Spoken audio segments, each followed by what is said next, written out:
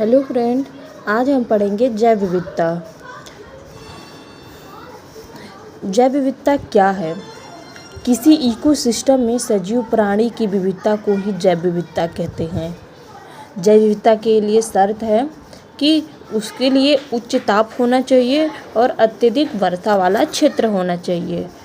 सर्वाधिक जैव विविधता क्षेत्र भारत में कौन कौन जो है वो जैव विविधता के क्षेत्र होते हैं जहाँ उच्च ताप होता है और क्या होता है, अत्यधिक वर्षा होती है। ठीक है, तो वो भारत के अंडमान निकोबार है, लक्षद्वीप है, पूर्वी हिमालय और क्या है, पश्चिमी हिमालय है।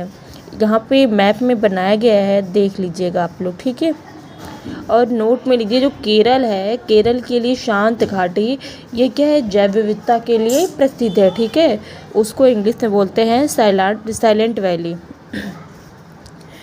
जो जैव विविधता दिवस है वो 22 मई को मनाया जाता है और जैव विविधता शब्द का प्रयोग सर्वप्रथम वाल्टर जी रोसेन ने किया था।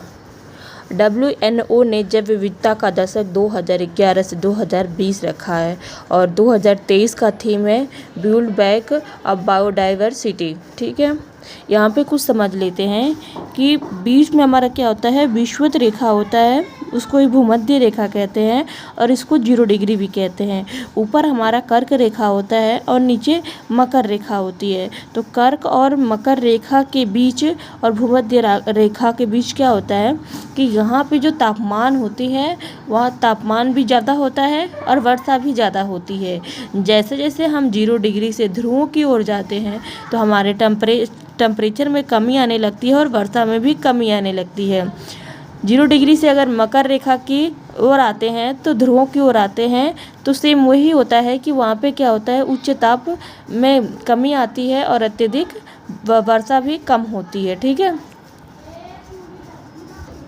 इसमें आता है हॉट स्पॉट। हॉट स्पॉट को हिंदी में बोलते हैं उष्ण स्थल। पेपर में पूछ लेता है कभी कभी, जो हॉट स्पॉट होता है उसको हिंदी में क्या कहते हैं, तो उसको क्या बोलते हैं, उष्ण स्थल बोलते हैं। तो हमारा हॉट स्पॉट क्या होता है, हॉट स्पॉट वो होता है कि जैव विविधता वाला विशेष क्षेत्र केंद्र को ही क्या कहते हैं, हॉट स्पॉट कहते हैं।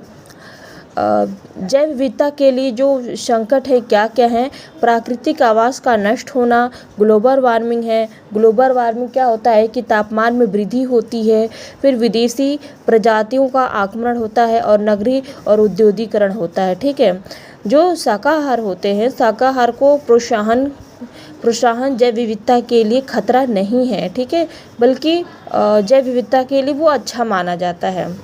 जैव विविधता के संरक्षण के लिए इन सिटू और एक्स सिटू। इन सिटू मतलब स्वस्थान पद्धति और बाह्य स्थान पद्धति। जो इन सिटू होता है इसमें क्या होता है कि पौधों का संरक्षण एक ही जगह पे रख के किया जाता है। ठीक है, और बाह्य जो स्थान पद्धति होता है, इन सिटू होता है, इसको पौधों को ले जाया जाता है।